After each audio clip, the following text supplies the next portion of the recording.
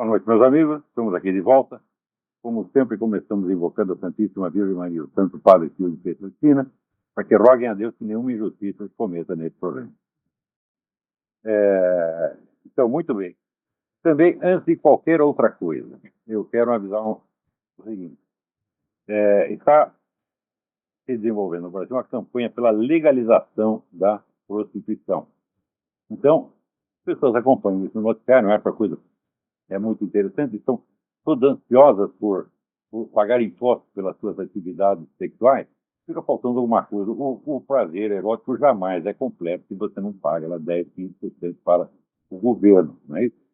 Então, mas eu queria avisar vocês o seguinte, eu disse anos atrás que toda proposta legislativa do Brasil que mobiliza a gente, mobiliza o mundo, mobiliza o financeiro, toda e qualquer proposta legislativa, sem exceção, vem pronta das centrais globalistas e é copiada uniformemente em todos os países do mundo. Não há iniciativa legislativa nacional. Nada, nada, nada. Vem tudo pronto. E esse é também o caso. Quer dizer, a ONU está pregando a adoção mundial da legalização da prostituição. Eu não quero entrar na matéria agora, discutir o assunto mesmo, se deve legalizar, se não deve legalizar.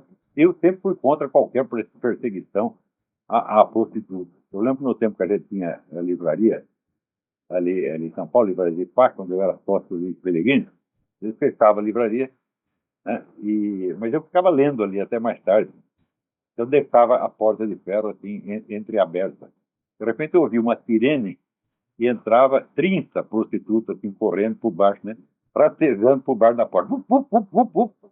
Daí eu fechava a porta e esperava a polícia passar e elas ficavam sempre gratíssimas, de maneira que eu era ali o protetor das prostitutas naquela região. Sempre aquilo, uma infâmia, perseguir, né, as coitadinhas que estão lá ganhando dinheiro com sacrifício próprio. Porque você imagina os bagulhos, os caras horríveis que elas têm que levar para a cama em troca naquela época, sei lá quando estava, não sei quanto custa hoje. Nos Estados Unidos, até por $30 você pega umas aí. Né? No entanto, eu acho a lei brasileira exemplar, porque ela isenta a prostituta de qualquer acusação criminal, tá certo? Mas persegue o explorador da prostituição. Essa lei maravilhosa, a lei brasileira, está perfeita. O que vai mexer nisso? Meter para legalizar, para o governo se meter e, sob o pretexto de proteger as pessoas, né? E o que vai ser é que as prostitutas serão funcionárias públicas. Né? Para que se vai tentando? Né? Está no Senado Federal, Câmara dos Deputados, não sei, para que precisa mais algo. Então, é só para alertar. Toda discussão sobre projeto de lei no Brasil está toda fora de foco, porque é tudo isso o plano da elite globalista. Vem prontinho, o pessoal repete. Mas aí, vem prontinho, vem com dinheiro. Está lá o dinheiro para você promover tal proposta, tal tese, etc, etc. Então, sem falar de soberania nacional, é ridículo. Não tem mais soberania nacional nenhuma. A legislação está se uniformizando no mundo inteiro. Mais ainda, outra coisa que eu vou dizer. Todos os movimentos de esquerda, sem exceção, todos, são todos instrumentalizados pela elite globalista. Rockefeller, TFR, Bilderberg, etc. É só você rastrear de onde vem o dinheiro e você acaba vendo. De onde vem o dinheiro? Vem do seu patrão, porra.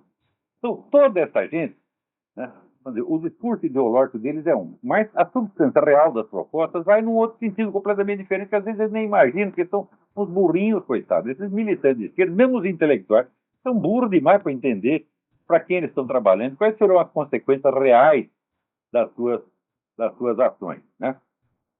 Então, por falar em burrinho demais, essa semana apareceu mais um gênio aí. Eu vou lá derrubar o Olavo de Carvalho.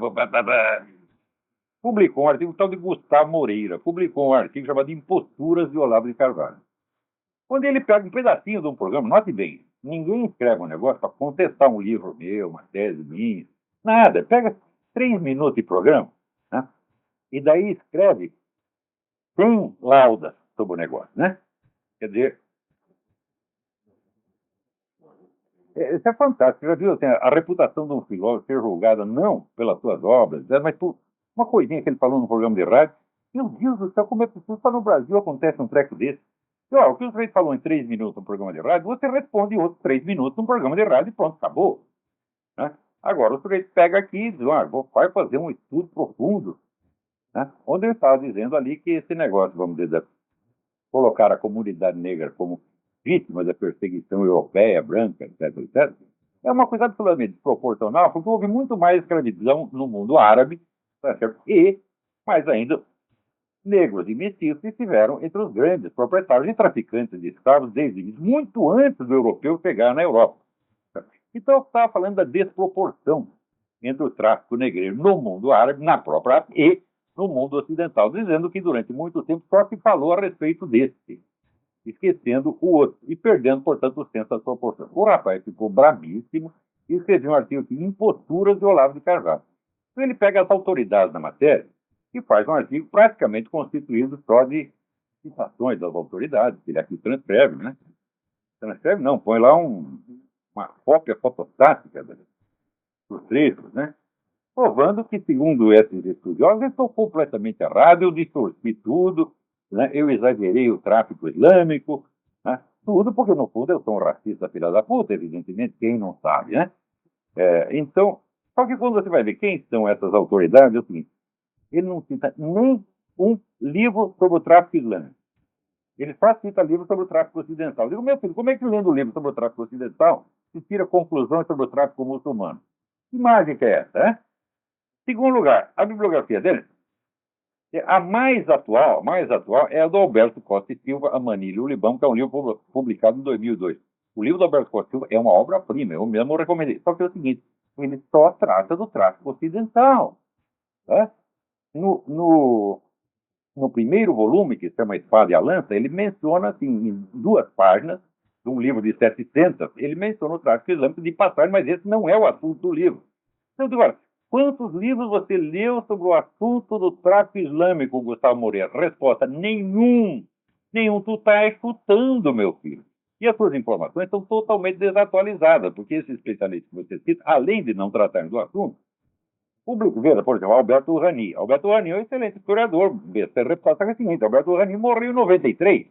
Ele não pode ter lido tudo o que se descobriu depois a respeito, que é uma coisa muito impressionante, daqui a pouco eu vou mostrar a vocês. Outros, ele pega são doutrinários marxistas, como Perry Anderson, tá certo? Ou um simples apologista da Revolução Islâmica, como Amin Maalouf. Quer dizer, primeiro, não são especialistas na matéria. Segundo, aqueles que são, como por exemplo Manolo Florentino, estudioso brasileiro, muito sério. Só que é o seguinte, ele só estuda o tráfico brasileiro. Né? Pô, vejam lá a bibliografia dele, vejam os trabalhos dele, são trabalhos muito bons, por exemplo, comparando, né, o tráfico na Bahia e em São Paulo. Digo, mas escuta, como é que você estudando Bahia e em São Paulo, você vai saber o que estava se passando na Zâmbia, na Serra Leoa? É impossível, meu filho. Então você tem que procurar. Você quer falar do assunto, vai procurar bibliografia sobre o assunto, não sobre um outro assunto parecido. Né? Então, aqui, vou dar algumas. Aliás, toda a bibliografia que ele cita é em português. Estou discutindo com mais um erudito monoglota. É um negócio fantástico no Brasil. Então, o cara lê esses livros que já estão de circulação usual, né, no meio universitário brasileiro, lê aqueles 5 livros e acha que sabe tudo. Bom, tudo isso está enormemente desatualizado. Praticamente tudo o que se sabe sobre o tráfico islâmico foi descoberto nos últimos 20 anos, pelo menos 30. Né? Então, é realmente novidade, mas que um estudioso, um erudito como vocês pretendem, tem obrigação de estar informado. Primeiro, você tem que aprender a ler em línguas estrangeiras, meu filho, coisa que você não sabe, você só lê livro em português. Tá certo? Então, eu vou te mostrar aqui alguns livros essenciais para o estudo do assunto e não vamos nem entrar na discussão da matéria, porque as informações dele estão tão desatualizadas, estão tão por fora, ele ignora tão completamente o tráfico islâmico, e a única coisa que ele pode fazer é realmente, né, tirar um PDF de alguns livros altamente desatualizados e botar aqui para, né, exibir a cultura que não tem. Então, antes de tudo, meu filho, você quer discutir o assunto? Informe. Então, veja, por exemplo, leia esse livro, Les Négriers en Terre d'Islam, Os Negreiros nas Terras do Islã, de Jacques Heer, tá certo? Que foi professor de História da Sorbonne e publicou vários livros a respeito das cruzadas e da escravidão. Né?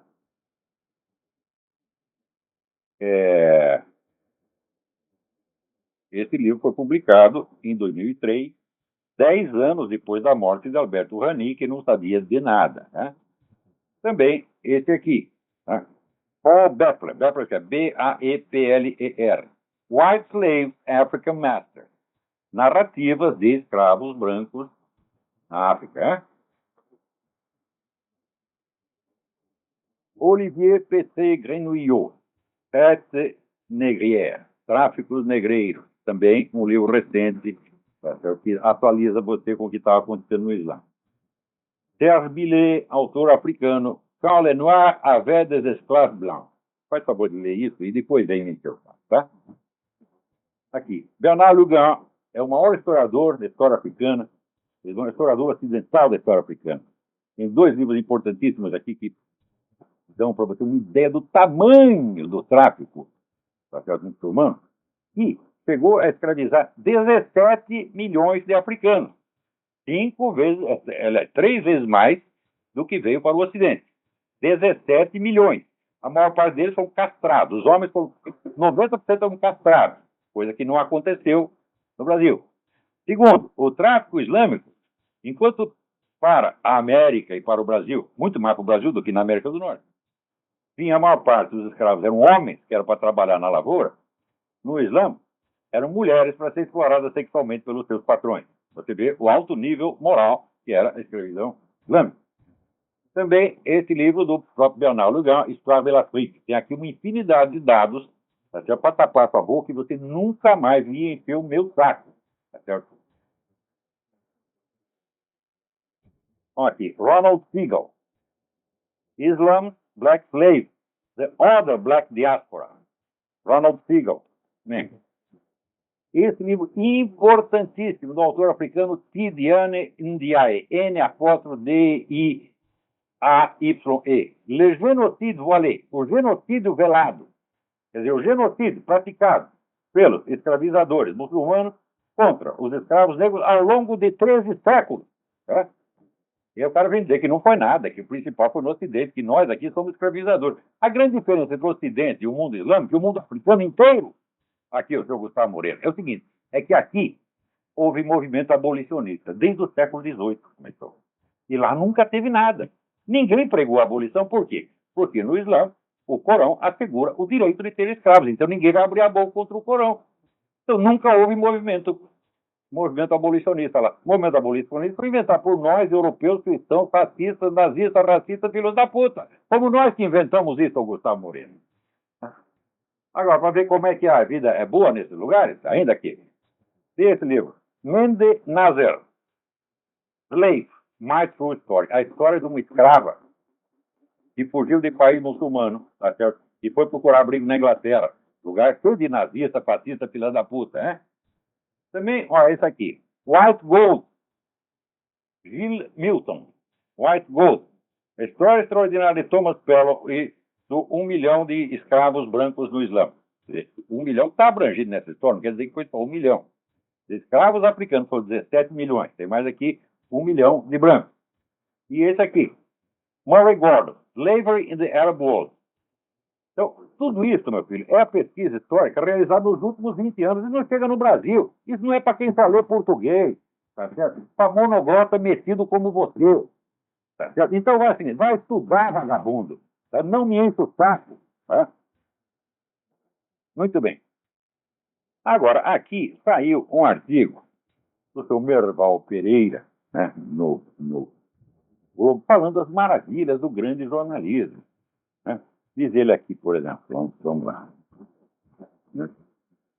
O jornalismo continua sendo espaço público para a formação de um consenso em torno do projeto democrático. E os jornais ainda são a fortaleza maior do jornalismo de qualidade.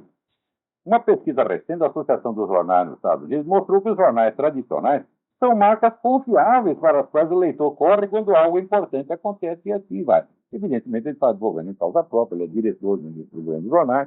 Certo? Então, está aqui mentindo para vocês. Porque, primeiro, é verdade que, por exemplo, os sites dos jornais, New York Times, Washington Post, estão entre os mais consultados, sem dúvida, mas não são entre os mais acreditados. Né? mais consultado pelo volume de notícias que tem. Então, se você tem uma novidade qualquer, é claro que a primeira fonte a que você recorre é a grande mídia. Porque para as notícias corriqueiras do dia a dia, você tem que estar informado. Por exemplo, projetos que estão sendo votados, discussões no parlamento, você tem que estar informado dessa coisa cotidiana, então você vai para onde existe essa informação. Mas, quando acontece algo verdadeiramente importante, tá certo? Você vai procurar em outras fontes, porque você sabe que essas estão mentindo. Então, todas as pesquisas aqui nos Estados Unidos, mas todas, sem exceção, mostram que a confiança na grande mídia diminuiu e hoje está por volta de 30% dos leitores. Hã? Aqui, seu Merval, é claro que você não quer saber disso, né? Porque vai lhe fazer mal, vai colocar em dúvida, tá certo, a honorabilidade, a confiabilidade do seu próprio jornal. Mas eu recomendo que você leia o livro de John Sides, S-I-D-E-S, Why Americans Hate the Media and Why It Matters. Por que os americanos odeiam a mídia e por que isso é importante? É onde você vai ter algumas pesquisas que mostram que se a necessidade que você tem da grande mídia é inegável, a confiabilidade que se tem nela é mínima, mínima, mínima. Então, agora aqui, para você ver como é a confiabilidade da grande mídia. O Washington Post faz aqui uma matéria, né, sobre a ascensão dos ditadores latino-americanos. Olha aqui que maravilha. Tá? Reportagem do Washington Post sobre a ascensão dos regimes autoritários na América Latina. Chávez, Morales, Correia, Ortega, etc, etc. E daí aparece lá a declaração do secretário da Comissão Interamericana de Direitos Humanos, dizendo que ele está espantado, porque, infelizmente, o Brasil não faz nada a respeito. O seu secretário, como não faz nada? Foi o Brasil que colocou essa gente lá. Nunca ouviu falar de Foro de São Paulo? Foro de São Paulo foi fundado por Luiz Inácio Lula Satanás da Silva e Fidel Castro, tá? Em 1990, para restaurar na América Latina o que o comunismo havia perdido no leste europeu. E estão fazendo isso, já ocuparam o continente todo e botaram essa gente lá. O Lula, por várias vezes, agora novamente, na declaração que ele enviou ao Foro de São Paulo, confessa que ajudou a colocar o Chávez e o Morales e essa gente toda lá. E 2 vezes antes disso havia confessado a mesma coisa em discurso oficial reproduzido no site da Presidência da República. Agora, o pessoal do Washington Times não lê essas coisas. Já dizia, tem um jornalista brasileiro, não sei se ele está na ativa ainda, mas é um grande jornalista, o Rolf Kuhn. O Rolf Kuhn diz o seguinte: os jornais são autofágicos. O pessoal de um jornal lê o outro jornal, que lê o outro jornal, que lê o outro jornal, que lê o outro jornal, e assim eles vivem até de se alimentar uns aos outros com as mesmas besteiras. Pior ainda, nos Estados Unidos, agora aqui, eu acabei de enviar para o Diário do Comércio um artigo que eu mesmo, cá entre nós, considero da maior importância. Eu vou ler um pedaço para você. Você tem ideia de como está a mídia aqui. Então, por favor, leia. Depois vai sair no jornal, você escreve os links que eu dou aqui, vão aparecer no jornal. Por favor, leia um artigo de Jeremy W. Peters, publicado no New York Times, no dia 16, aqui está o link. E depois, se quiser, os comentários de Joseph Farah em WND World Daily, está aqui o link. Juntos ou separados, são a prova cabal de que a grande mídia americana está sob regime de censura prévia. Praticamente nada do que se ouve de altos funcionários da Casa Branca se publica nos principais jornais e canais de TV sem ter sido antes aprovado, alterado ou totalmente reescrito por homens de confiança do presidente. Pior, o encarregado da censura não é sequer um órgão do governo, é o escritório da campanha eleitoral de Obama em Chicago. Tá? E esse controle existia desde as eleições de 2008, era algo que se podia perceber pelo conteúdo uniforme, escandalosamente seletivo do noticiário, onde nenhuma linha que pudesse arranhar a reputação de Barack Hussein Obama era admitida. O que não se conhecia eram os mecanismos, os canais por onde a censura se exercia. A confissão de Peters decifrou o enigma.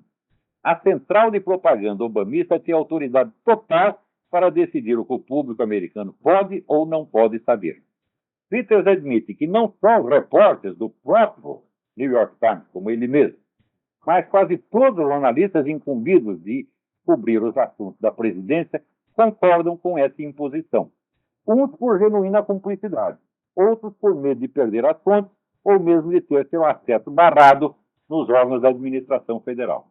Peter não escreve em tom de denúncia, mas, envolvido em palavras brandas, o conteúdo do que revela torna-se ainda mais explosivo. Então é isso, gente. A liberdade de imprensa acabou no país que ensinou liberdade de imprensa para o resto do mundo. Esse é um dos feitos do Obama. Então, quer dizer, o que não se pode falar, os assessores do Obama, que não são nem assessores presidenciais, é o pessoal da campanha dele em Chicago, meu Deus do céu. A mídia americana é governada desde Chicago. Como no Brasil, no tempo da ditadura, tinha lá que passar, né, as matérias pelo censor, mas o censor, pelo menos, tinha a hombridade de ficar na própria redação do jornal. Eu lembro que no Jornal à Tarde, onde eu trabalhava na época, o censor ficava sentado na portaria, que o Rui Mesquita não deixava o homem entrar. Um dia ele entrou na redação, o Rui Mesquita falou, sai todo mundo, nós saímos tudo da redação, o homem ficou sozinho. Então, mas ele arriscava as nossas matérias, né? Mas geralmente ele arriscava coisa que 3 ou 4 dias depois era liberado. E não estava, na época os milicos não estavam vetando matérias para favorecer candidatos. Né? Era questão de investigação de guerrilha, de crime e tal, coisa perigosa. Né? Então, se estavam certos ou errados de fazer isso, não sei. Né? Claro que às vezes houve também um ou outro corte feito indevidamente para proteger políticos. Aconteceu, mas com uma exceção. Mas aqui não. É sistemático, é todo dia. E é todos os grandes jornais, sem exceção. Né? Veja que coisa. Né? Até o jornal que é da direita, que é o Washington Times, até ele também, o pessoal vai lá. Né? Sim, senhor, não é para publicar isso. Né? Então, o que acontece é que as coisas verdadeiramente substantivas não são publicadas, não são investigadas e simplesmente não são faladas. E é por isso que a confiança na mídia aqui passou para 30%. Isso quer dizer que de 100 pessoas que leem os jornais ou que leem os sites dos grandes jornais, porque todo mundo é obrigado a ler de alguma maneira, tá certo? Por se você quer saber, né, cotações da Bolsa de Valores, onde você vai procurar? Ou você vai no Wall Street Journal, ou vai no New York Times, né? Você não vai procurar no jornal da sua cidade. Você não vai procurar num site como o Net Daily ou como Mídia Sem Margem, ele não publica isso. Se você quer saber os resultados do TURF, quer saber se o seu cavalo ganhou, você não vai procurar no Mídia Sem Máscara, nem no Net Daily, você vai no New York Times, porra. Então, esse tipo de serviço de utilidade pública geral, né? Então, que filme está passando em que cinema? Que hora que vai ser para o programa na televisão? Para tudo isso você precisa da grande mídia. Mas quando se trata de notícia substantiva, não, meu filho. Por exemplo, veja, até agora nenhum desses grandes jornais falou uma palavra sobre os documentos sumidos, os documentos sonegados do Obama, que é uma coisa impressionante. Quer dizer, o homem mais famoso do país, o homem que manda no país, continua sendo desconhecido. E os documentos dele continuam lacrados a 7 chaves. Aqueles que vão revelar, logo se revela que é fraude. A comissão do ARPAI provou materialmente que a certidão de nascimento do Obama e o seu certificado de alistamento militar são fraudes. São coisa forjada em computador. Né? E se alguém fala disso? Não, eles vão falar, é o seguinte, vão tentar matar o carteiro. Eles não discutem as provas materiais. Eles discutem, esse investigador, o Michael Zullo, ele fez isso porque ele vai ganhar um dinheiro com o livro que ele vai publicar a respeito. Fala, qual é o problema? Você não ganha dinheiro vendendo jornal? Ademais, o Michael Zullo não vai ganhar dinheiro porque ele está escrevendo o livro, mas ele já doou antecipadamente para uma instituição de caridade tudo que ele possa ganhar. Então não vai ganhar um puto tostão, não recebeu um puto tostão para fazer a investigação e não vai ganhar dinheiro com o livro. Agora, olha aqui. Coisas que estão faltando, documentos que estão faltando. E todos os presidentes e candidatos sempre apresentaram tudo. O Obama vinha falando de transparência, quando é o cara mais opaco, ele é um muro de fumo, ele é a criptonita. Porra. Né? Olha aqui o que está faltando. Não é coisa da vida particular. Da vida particular também falta, como agora apareceu essa misteriosa aliança no tempo que ele estava lá em Harvard, muito antes de conhecer a tal da Michelle. Então, tem 2 casamentos, não sabemos. Não sabemos se o cara casou 2 vezes, não sabemos se o pai dele é pai dele, sabemos que ele nunca morou com aquela mulher nem um único dia. Né? E que, ao contrário, o Frank Marshall Davis, que era um líder comunista, morou sim. E tem fotos da mulher pelada na casa do Frank Marshall Davis. Então não se sabe mais quem é o pai do Obama, meu Deus do céu. Não sabe quem é o pai do Obama, não sabe quem é o Obama, não sabe quantas vezes casou, não sabe merda nenhuma a respeito do cara, porra. E, no entanto, você tem que confiar nele, porque se você não confia, você é racista. Então, olha o que está faltando. Os papéis dele do tempo do Senado. Ele foi senador por Illinois. é, por vários anos, eu não sei quantos, tá certo? E nada do que ele fez no Senado se pode saber. Né? Sumiu tudo. Então, é carreira pública privada, carreira pública secreta. Né? Os papéis acadêmicos dele, né? Todo mundo, se ele tem uma carreira acadêmica brilhante, fala, bom, então me mostra a tese, me mostra algum trabalho que ele tem feito. O que faz? Por exemplo, foram 4 páginas, né? Que foram divulgadas pelo. Agora esqueci o nome do cidadão. O cara que estudou especificamente os escritos do Barack Obama. E mostra que os escritos são de um semi-analfabeto.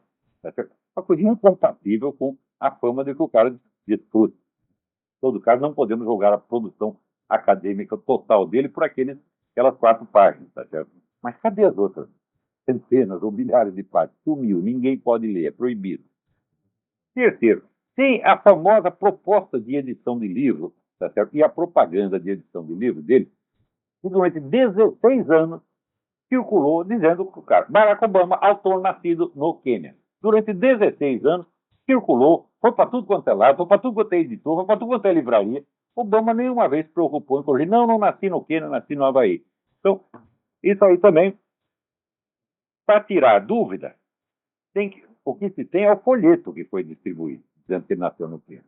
Para tirar dúvida, tinha que ler, saber ter acesso à proposta de publicação, ao contrato de publicação que foi feito com o Obama. Cadê esse contrato? Também não pode ver, não pode ler. 4, registros médicos. Todo candidato americano tem que mostrar sua ficha médica para mostrar que ele está em bom estado de saúde e não vai morrer no dia seguinte, porra. Cadê a ficha médica do Obama? Nada. A lista de doadores menores, porque tem, assim, cara que doa $50, $200, etc. Já se comprovou que em eleições americanas, às vezes acontece que tem um bilionário, ele quer dar um montão de dinheiro para o candidato, então o que ele faz? Ele põe 200 nomes fictícios. Quando você vai rastrear, é algum Rockefeller, algum cara assim. Então, precisa da lista dos doadores menores, não só dos maiores, né?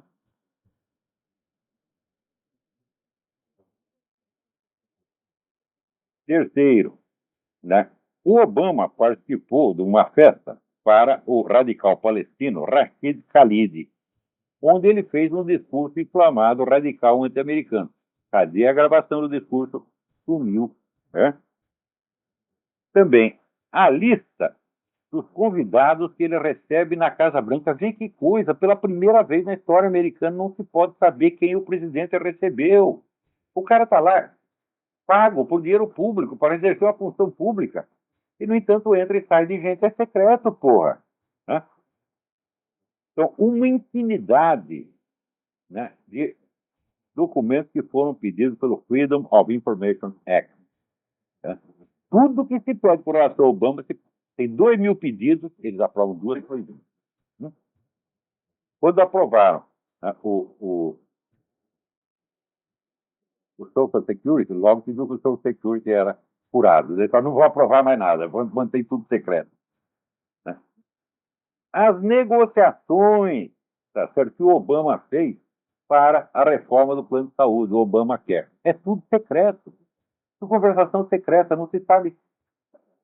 Olha, o que se sabe é o seguinte, é que com as modificações de imposto que o Obama fez, agora vai aqui aumentar o imposto dos ricos, e os pobres vão pagar menos, etc. Bom, os ricos, mas não os ricos dele, do círculo dele, porque se provou que do círculo de doadores do Obama, né, centenas deles iam ser beneficiados, o imposto deles ia diminuir.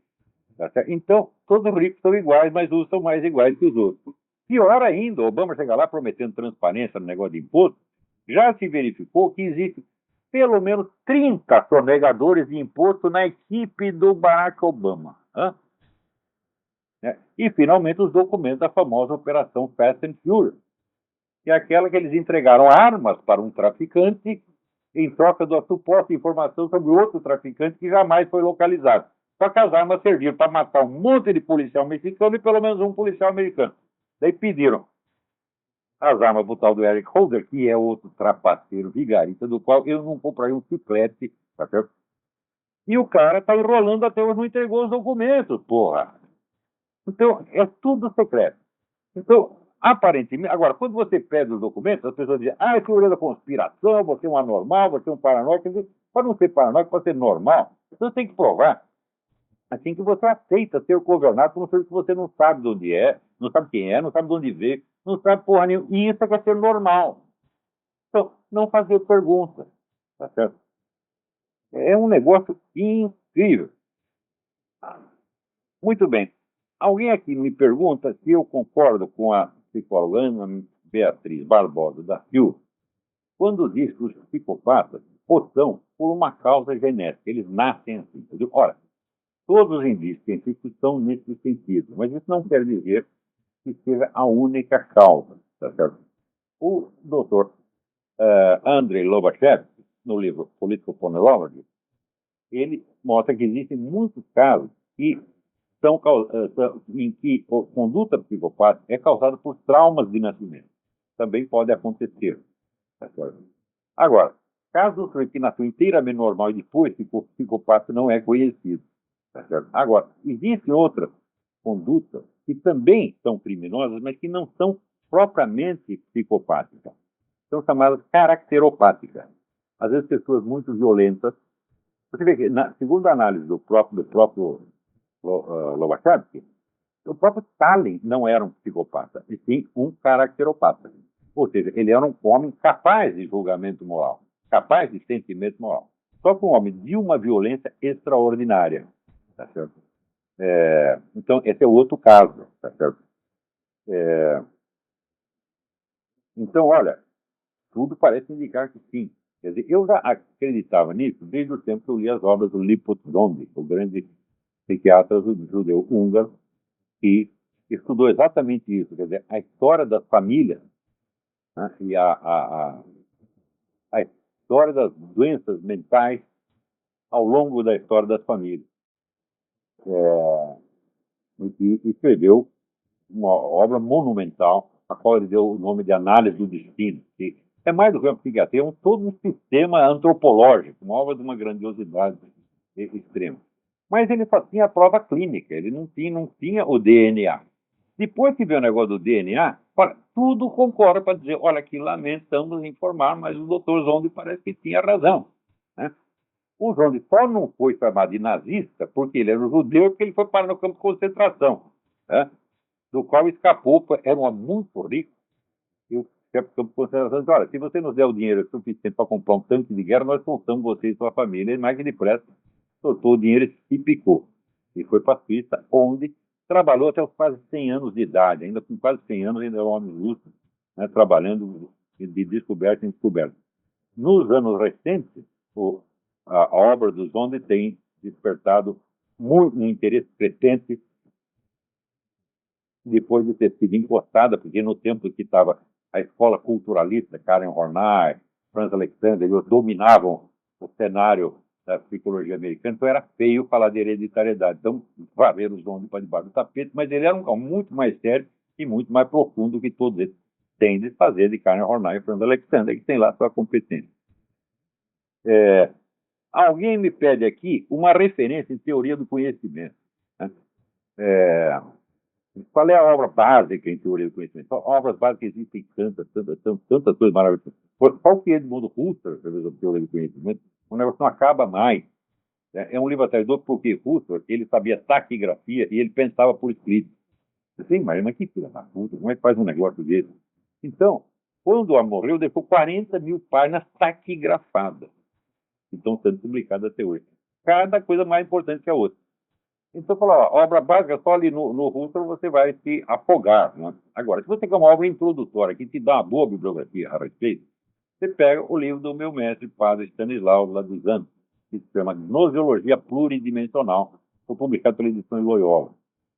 É um resumo de outras apostilas, tem até a versão mais completa, essa apostila datilografada, mimeografada, mas ele fez um resumo e publicou pela Loyola. Eu acho, ali ele dá todo o caminho das pedras, né? Todos os livros que foram marcando a evolução das discussões em teoria do conhecimento até, digamos, os anos 60, 70. Então, você vai precisar de uma atualização, mas depois de tudo aí, voltaremos a conversar. Finalmente, Ainda tem gente insistindo, né, na questão de que o homossexualismo é antinatural. Escuta a gente explicar. Essa semana, até o meu queridíssimo padre Lodi, pessoa que eu amo de paixão, tá, né? Pessoa pela qual, sinceramente, eu daria minha vida pelo padre Lodi, porque esse é um herói. Ele insiste, não, é antinatural sim. E para provar isso, ele cita o quê? Santo Tomás de Aquino. Ó, padre Lodi, o conceito atual das ciências experimentais só começa a surgir a partir do século XVII. É? Portanto, 4 séculos depois da morte de Santo Tomás de Aquino. Quando Santo Tomás de Aquino está falando da natureza dentro de um conceito metafísico, não necessariamente no contexto que ele cita, não necessariamente religioso, mas metafísico, no qual a natureza visível é vista como uma expressão, como uma manifestação, manifestação, por assim, cristalização física simbólica das leis divinas. Então, essa é uma concepção. Dentro dessa concepção, é inteiramente legítimo dizer que o homossexualismo, como outro pecado, é antinatural. Porém, no conceito moderno da natureza, onde a natureza é vista como uma totalidade independente, a ser estudada exclusivamente por meios científicos experimentais, sem referência às leis eternas, às leis divinas, etc., etc., então não tem cabimento dizer que essa ou aquela conduta é antinatural pelo simples motivo de que na moderna ciência da natureza não há o conceito de antinatural. Qualquer fenômeno observado na natureza, no conceito moderno, faz parte da natureza e é, portanto, natural. Acontece que quando você diz, hoje em dia, que tal qual conduta é antinatural, soa como se você estivesse se respaldando na ciência moderna. E daí você acaba dizendo uma falsidade. Ainda que a sua intenção seja a de transmitir o conceito de natureza de Santo Tomás de Aquino, mas o conceito de natureza de Santo Tomás de Aquino não é o conceito vigente, o conceito usado na prática acadêmica das ciências naturais atuais. Então, é preciso ressaltar, quando você diz que a conduta é antinatural, ela é antinatural de um ponto de vista moral, fundado em considerações ou religiosas, bíblicas, ou filosóficas, metafísicas, não científico-naturais. Né? Ninguém pode me mostrar um só trabalho científico com uma prova experimental de que o homossexualismo, ou se quiser, o sadomasoquismo, ou qualquer outra conduta seja antinatural. Não há essa prova. Isso é impossível na ciência natural. Então, quando vocês dizem isso, note bem, quem se opõe ao seu discurso religioso é o pessoal ou do movimento gaysista ou seus simpatizantes. A maioria são todos ateus.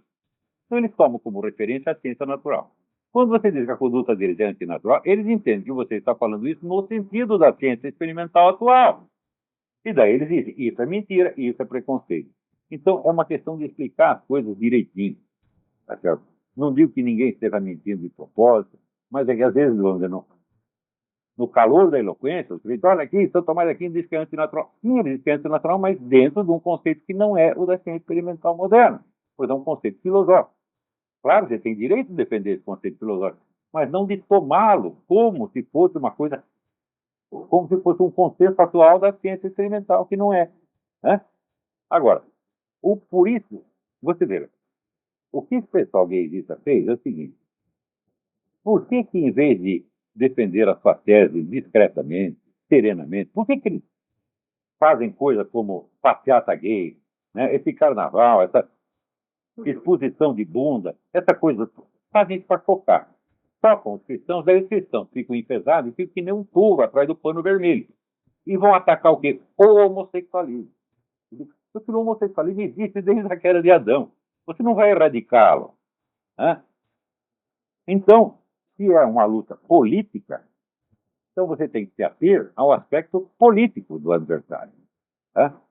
Não ao seu aspecto, vamos dizer, moral milenar. Né? Então, extirpar o homossexualismo da face da terra é impossível, meu filho. Né? Mas derrotar o movimento gaysista é perfeitamente possível, desde que você entenda do que se trata. E em vez de avançar contra o pano que ele prende para você, não, você dá a volta e acerta o toureiro atrás. Entendeu?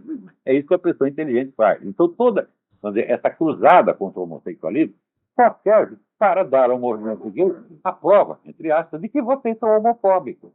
Né? Porque, inclusive, estão alegando falsamente a autoridade da ciência moderna. Quando, na verdade, na sua intenção, você está apenas citando Santo Tomás de Aquino, não a Bíblia.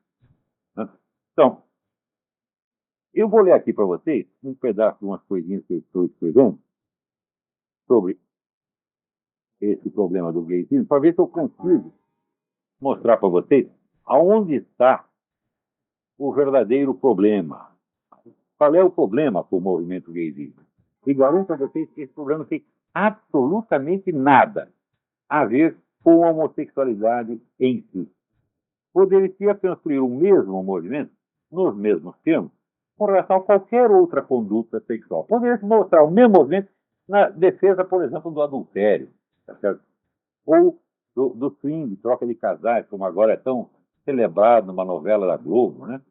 Onde o swing é o assunto. E quanto por cento da população brasileira pratica swing? 0,0005%. Né? A maior parte da população nem sabe o que é isso. Tá certo? Você pode estar até louco para trocar de mulher, mas não tem com quem, porque ninguém vai aceitar a mulher dele. Né? Agora, se você é casado com uma gostosona, você é um milionário casou com uma gostosona, tá certo? Mas quer variar de gostosona, então ele vai no swing e troca por outra gostosona e o outro cara pega a gostosona dele. Tá certo? Agora, a maior parte da população, pô, né? Aquelas mulheres com aqueles, né, sandália havaiana, aquele vestido todo estropiado, tá certo? A mulher fedendo a peixe. A população trabalhadora não vai participar do swing. Mas, então por que a Globo, né, mostra o swing como se fosse um fenômeno nacional? É porque ela quer transformar isso num fenômeno nacional. E porque aquela turma da Globo é cínica o suficiente para mostrar o seu modo de vida como se fosse típico da população em geral. Eles são os modelos. Nós, da Globo, fazemos swing aqui entre nós. Nós achamos lindo e por isso achamos que todos vocês devem fazer. Então, um movimento igualzinho ao gaysista poderia ser construído em torno do swing, por exemplo. Só que não tem nada a ver com o homossexualismo. Nada, nada, zero, zero, zero. Vocês são trouxas, estão caindo numa armadilha. Então, eu estou escrevendo um negócio aqui que chama O Segredo da Ideologia Gaysista. Talvez até um livrinho. Né? Não sei se vou publicar no Diário do Comércio ou no livro, não sei ainda o que eu vou fazer com isso. Estou escrevendo, por exemplo, para a minha orientação. Ora, expressões como direitos dos homossexuais, direitos da comunidade LGBT e similares circulam pela mídia como se fossem nomes de obviedades consensuais, quando, na verdade, a mera tentativa de encontrar nela algum conteúdo substantivo revela dificuldades e contradições tremendas. Conforme a interpretação que se lhes dê, tanto podem significar direitos genéricos do cidadão, aos quais pouco ou nada acrescentam, quanto as presunções demenciais de um grupo militante que se seria habilitado a limitar a liberdade de outros seres humanos para ampliar desmesuradamente as suas próprias. A estratégia política do grupo consiste em impor essas presunções sob a camuflagem inocente daqueles direitos. O consenso jurídico de todas as nações civilizadas já assegura a qualquer pessoa o direito de não sofrer constrangimento ou humilhação por entregar-se em privado a qualquer atividade sexual que não importe em dano físico ou moral para o seu parceiro. Isso inclui tudo o que heterossexuais, homossexuais, bissexuais, travestis, transexuais, masturbadores solitários ou indivíduos com qualquer outra preferência sexual existente ou por existir possam fazer na cama, ou no sofá, ou deitados no tapete, ou de pé no banheiro, ou sei lá onde mais. Inclui até mesmo, dentro de certos limites, uma vasta gama de atividades consideradas mais extravagantes, como sadomasoquismo, feticismo e sexo com animais. Isso quer dizer que você decide transar com uma galinha, né? Ele vai ficar, por exemplo, uma galinha no hotel, né? Pega um quarto, vai lá, estupra a pobre da galinha, tá certo? Ninguém vai ter nada a ver com isso. Ele não vai ser exposto a constrangimento. Afinal de contas, a galinha é dele, ele pagou o quarto. Só se vê o pessoal dos direitos dos animais. Então, o que mais podem os membros da comunidade LGBT desejar, além dessas garantias que compartilham com todos os demais seres humanos? 3 coisas. Primeira, o direito de exibir suas preferências sexuais em público sem serem incomodados por isso. Segundo, a equiparação jurídica dos casais homossexuais às famílias legalmente constituídas. Terceiro, o direito e os meios de punir com penalidades legais quem quer que diga uma palavra contra suas preferências e hábitos sexuais. Então, o que essas 3 reivindicações fundamentais do movimento gay têm a ver com o homossexualismo em si? Nada. Pode-se fazer as mesmas reivindicações iguaizinhas para quaisquer outras práticas sexuais. Tá? Então, o que se trata é de combater isso e não o homossexualismo em si. Vê se vocês entendem. Pula um pouco a cabeça. Tá? pessoal do movimento gaysista não deve estar gostando de ouvir isso. Por quê? Porque eles estão acostumados a fazer da briga uma briga dos homossexuais contra os ataques homofóbicos. Tá? Aqui não tem. Estou falando da homossexualismo, é um problema de legislação, um problema de política. Completamente diferente. Daí ele vai dizer: opa, ele nos pegou, ele nos decifrou. Tá? Então vamos lá. Quando qualquer dessas três exigências é contrariada, eles gritam que seus direitos foram violados, como se esses direitos já estivessem consagrados em lei, e como se fossem, aliás, princípios universalmente aceitos, que só um demente homofóbico ousaria contrariar. Não é preciso dizer que não acreditam em nada disso. Isso é fundamental. A raia miúda da militância pode acreditar. Os círculos de simpatizantes bobocas podem acreditar. Mas os líderes, os intelectuais do movimento, não acreditam em nada e sabem que estão mentindo. Sabem que o arrazoado ideológico inteiro, no qual sustentam suas pretensões, foi concebido por teóricos que negam a existência de qualquer verdade objetiva e reduzem todo confronto de ideias à imposição de narrativas. Sabem, portanto, que não querem nos persuadir de verdade alguma, apenas nos impor a historinha que bem lhes convém. Entre si, nos círculos highbrow do movimento, confessam isso da maneira mais descarada. Quando falam ao público geral, dão à sua narrativa o tom de verdade objetiva, porque sabem que esse público, incapaz de alçar-se ao sétimo céu das teorias desconstrucionistas, ainda acredita, coitado, que pau e pedra é pedra. O truque mais sublime dessas teorias é que os ativistas políticos que elas inspiram não acreditam nelas tampouco, como prova o fato de que lutam para que suas narrativas deixem de ser meras narrativas em concorrência com outras e se tornem realidades objetivas, impondo-se a toda a sociedade com a obrigatoriedade maciça de leis, normas e instituições amparadas na força repressiva do terror jurídico policial. Se não existe realidade, tudo é imposição narrativa, se você quer só nos impor a sua narrativa, então aquilo que você nos imporá será apenas uma narrativa e não uma realidade social. Então por que vocês querem que haja leis de verdade, com policiais de verdade, prendendo pessoas de verdade? É porque, evidentemente, vocês estão naquela zona de luz futuro, onde vocês nem acreditam na sua teoria e nem não acreditam. E ficam pulando de um galho para o outro, conforme bem lhes convém. Mas deixemos isso de lado por enquanto. Examinemos as três exigências em si mesmas, não na sua mera formulação verbal, sufocantemente adjetiva e autolaudatória, mas na substância das mudanças sociais que existem. A primeira, que é o direito de se exibir em público, vai muito além do direito de praticar a homossexualidade ou qualquer de suas variantes em privado. Exige o direito de ostentar em público, sem o risco de constrangimentos, mesmo verbais, algo que se convencionou chamar de identidade homossexual ou identidade gay.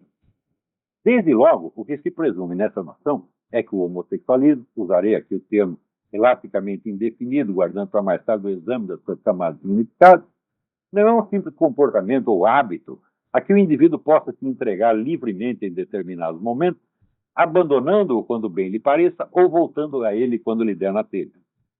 É uma modalidade permanente de ser, algo que se anexa a ele de uma vez para sempre, desde a infância, outra vez desde a gestação, e à qual ele deve obediência e fidelidade por toda a vida.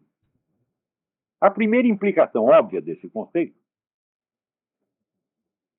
implicação não somente lógica, mas material e prática, observada a todo instante na conduta real da liderança gaysista, é que toda dúvida, hesitação ou defecção na prática do homossexualismo, uma vez declarado, é uma traição, uma abominação intolerável e até mesmo um crime. Há basicamente dois tipos de culpados desse delito. A moral gaysista não cessa de rebaixá-los, de condená-los, de insultá-los, de ameaçá-los de toda sorte de represálias. São os homossexuais e os homossexuais enrustidos. Então, temos eles. Os primeiros, ex-homossexuais, quando não são diretamente vítimas de ataques judiciais ou de condenação pública, como farsantes e mentirosos pagos por algum pastor homofóbico, são, na mais branda das hipóteses, tratados como coisas, objetos inermes, desprovidos de autoconsciência, desprovidos do direito de falar de seus próprios nomes, porque incapazes de conhecer seus desejos e sentimentos, só acessíveis, presume-se, ao tirocínio psicológico infalível da liderança gaysista, que sabe mais deles do que eles próprios. Então, se você diz, olha, eu era um homossexual, deixei de ser. Logo aparece um gaysista, né? Isso é falso. Ou você está mentindo, ou isso é falsa consciência, porque no fundo você continua homossexual. Então, quer dizer, você sabe mais do sujeito do que ele próprio. Ele está dizendo, eu não tenho mais desejo homossexual, mas você sabe o que ele deseja, ele não sabe. Então, quer dizer, o direito de falar em seu próprio nome é imediatamente negado. Continuemos. Vimos como a ideia abstrata do respeito humanitário à diversidade, entre aspas, de preferências sexuais, entre aspas, tal como interpretada e praticada pela liderança gaysista, gera como consequência incontornável a proibição de mudar de preferência. Uma vez declarado, o homossexualismo torna-se obrigatório e definitivo, sob pena de exclusão social e difamação pública, se não de processo por propaganda anti-gaysista e, portanto, crime de homofobia. O sujeito diz, eu era homossexual, deixei de ser, então ele está fazendo propaganda anti-gaysista e isso é crime de homofobia. Mas aí surge um segundo problema. A via homossexual só se torna obrigatória depois de declarada. Mas quem a declara? O próprio interessado? Não necessariamente. O indivíduo que tente alguns encontros homossexuais e prefira mantê-los em segredo, seja por estar incerto quanto ao caminho a seguir, seja por inclinação natural à conduta discreta e esquiva, coisa, aliás, muito comum entre heterossexuais, cai automaticamente dentro da segunda categoria de pecadores abomináveis. Talvez mais ainda que o ex-homossexual, o homossexual enrustido é objeto de ódio e alvo de perseguição aberta da liderança gay. Não raro, esta apela ao expediente da chantagem psicológica, ameaçando revelar os hábitos eróticos secretos da vítima, caso esta não aceite confessá-los pessoalmente e, assim, por medo do escândalo, passar da condição de marginal e réprobo a de membro respeitável da militância gay. A manobra de inspiração claramente mafiosa. Intimidar para forçar a vítima a pedir proteção àquele mesmo que o amedronta. Não espanta que a criação desse método remonte ao sinistro personagem de Saul Alinsky, que confessa ter aprendido muito de tática revolucionária durante os seus anos de estagiário na quadrilha de Al Capone. Então, isso me lembra um filme que eu assisti, que era com Robert Stark, salvo engano, em que ele era, já como eu mencionei isso aqui, era um malandro americano no Japão. Ele estava sem dinheiro, de vez em quando ele entrava num bar, chamava o gerente, dava uma porrada no gerente e dizia, me dá $20. Eu quero, por que eu vou te dar $20? Para proteção. Proteção contra quê? Contra pessoas como eu. Então é exatamente o que eles fazem. Nós botamos medo em você e daí você tem que pedir proteção para quê? Para nós. Você tem que se integrar no movimento gaysista para impedir que ele se desmoralize.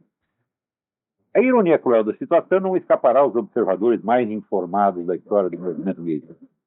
Durante décadas, para a grande revolta dos moralistas e conservadores, a política homossexualista resguardou-se e prosperou sob a proteção do direito à privacidade. Em nome dele, acabaram sendo abolidas em vários estados americanos as leis que criminalizavam a sodomia. São várias leis aqui que a relação sodomítica era crime em si mesmo. Daí, o que o pessoal gay fez?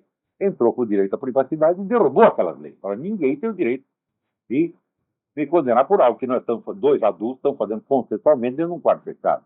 Então, eles se resguardaram por trás do direito à privacidade e conseguiram vitória com base nisso. Então, logo, porém, a liderança gaysista sentiu-se forte para isso, passou a viver de negar abertamente esse direito de proibir o seu exercício.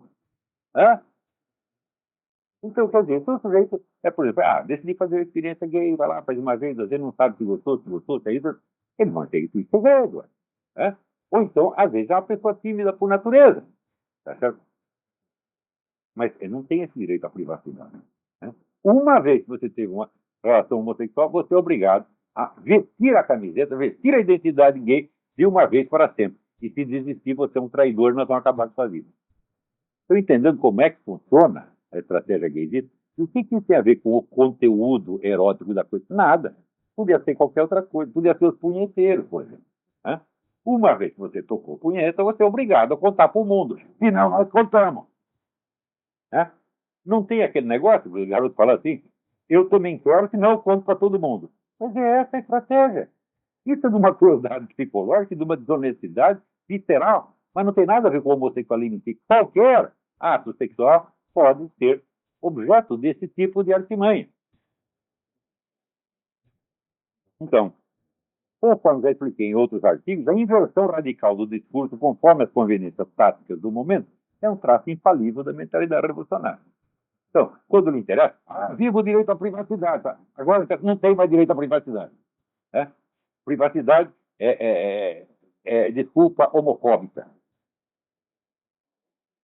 Então, são essas estratégias psicológicas que constituem o terno do movimento gay.